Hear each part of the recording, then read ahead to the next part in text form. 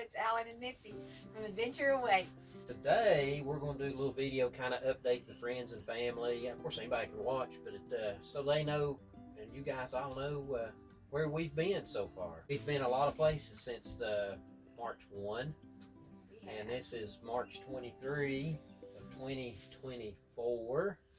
So let's just start off. First place after we left home, we stopped at the Natchez Trace Parkway. We started out in Nashville, Tennessee.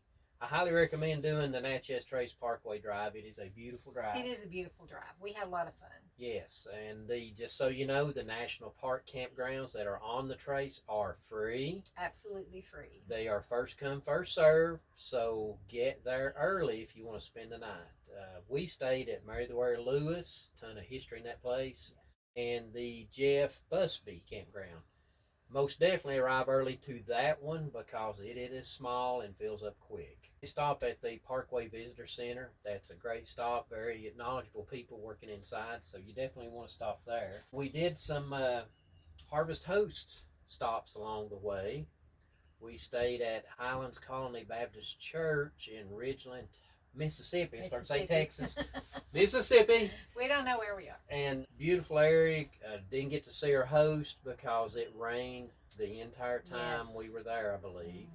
But it's a nice, quiet church parking lot stand. So if anybody's not familiar with Harvest Host, look it up, subscribe to it, use it. It's worked out great for us. Oh, yes. It's been a blessing to us. And another Harvest Host stay we did was, if I'm saying this correctly, I'm not sure. Somebody correct me if I'm wrong. Chenault Aviation and Military Museum in Monroe, Louisiana is a wonderful Harvest Host stay, and they do offer 30 amp and 50 amp electric. Which if was you surprising. want it. Yeah, and they also have water, but we didn't find the water until the day before we left because the museum was closed for 2 of the days we were there.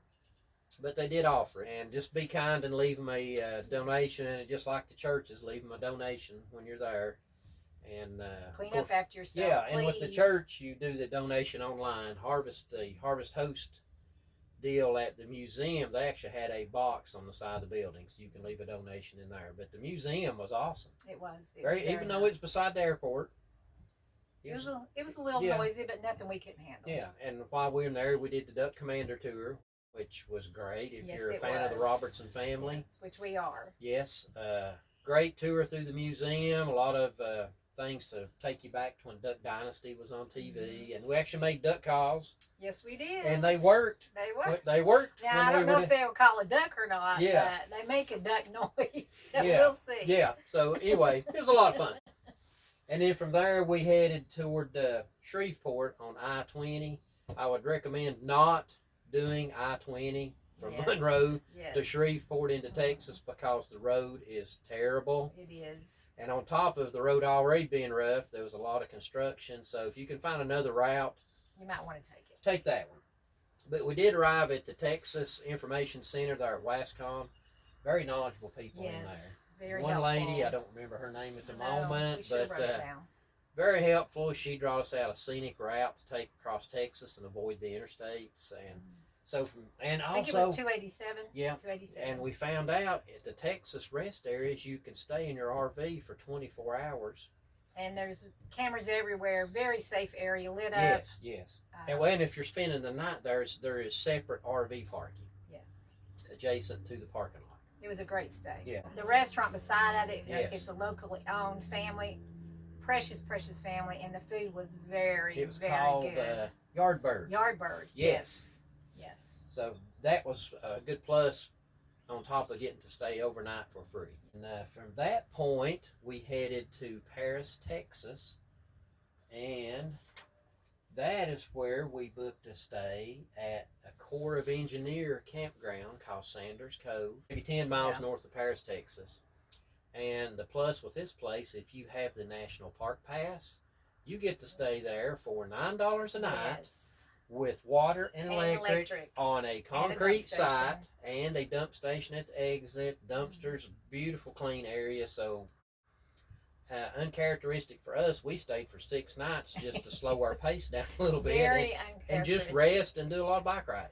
Yes. which I don't know if the rest of the bike riding don't go together, but For us, that's kind of what we did. While you're in Paris, Texas, you need to visit the Eiffel Tower. Something they're very, very proud of. If you ask anybody there, it's I think a 1/16 replica of the Eiffel Tower with a cowboy hat on top. It was very cool. That was a neat. And the neat memorial, a Veterans the Memorial. Veterans Memorial was. It looked really new. I mean, just super, super nice. Yeah, I think we'll have a few pictures to put in that also on that. But you definitely got to visit those. They're side by side. And it was free. Yeah, it's free. The whole thing was free. So that was an awesome stay. Then from that point, we moved on to Wichita Falls, Texas. And keep in mind, we're doing all this on the state highway. Some of them are 2 lanes, some are 4 lane. Right. It's more of a scenic drive than taking the interstate. In the beginning, I thought it would be at a slower pace, but I find out most of the state highways in Texas, the speed limit's either 70 or 75. And when you pass through the towns that have a school zone, the school zone speed's 55. Which is so we were caught a little off guard with that. I was going to take a very slow pace. But anyway, we stayed at Wichita Bend RV Park, which is run by the city. They have a self-pay station at the entrance. $17 a night gets you water and electric hookup on a nice paved site right on the Wichita River. Yes. You can cross a swinging bridge across the river to Lucy Park, which tons of walking. Wonderful place to walk, yes. But our next stop was Childress, Texas, at the Childress Fair Park Campground. Which was fun. Go ahead, I'll let you elaborate. It was more of a it reminded me more of a park. Well, actually, it was a park adjacent to or connected to or in with it. I don't know how you want to say that, the fairgrounds, but it was wonderful and just great walking trails and walking. Lake. And the lake was beautiful and the scenery. I mean, it was just a beautiful place. Very quiet at night. Felt very safe. Water and electric hookup. Water and electric. Now, there's no dump station, but it's just a honor system pay box out front, $15 a night. Is anything else you want to elaborate on that? Just it was a really great place to stay. When you're in Childress, Texas, that's the place to stay. That's the place to go. And now we'll move on. At this point, we went to Caprock Canyon State Park. Oh my gosh. Beautiful. I'll let you talk about Bison roaming around everywhere, coming up to your campsite, which was a little unnerving because those things are huge. Yeah. Prairie dogs popping up, which now I know where they got whack-a-mole from because I mean they were popping up all over the place. Roadrunners. We saw several roadrunners. Heard the coyotes at night. Yes. Just a great experience. We love the hiking, especially down in the canyon. Just beautiful. Oh my gosh, you have to see the different shades of red in the red rock down in the canyon. You have to come see it. Yes, absolutely. We were originally going to Amarillo. Well, then we found out there are dust storms fixing to kick up in Amarillo. And it's still pretty cold. Still pretty cool.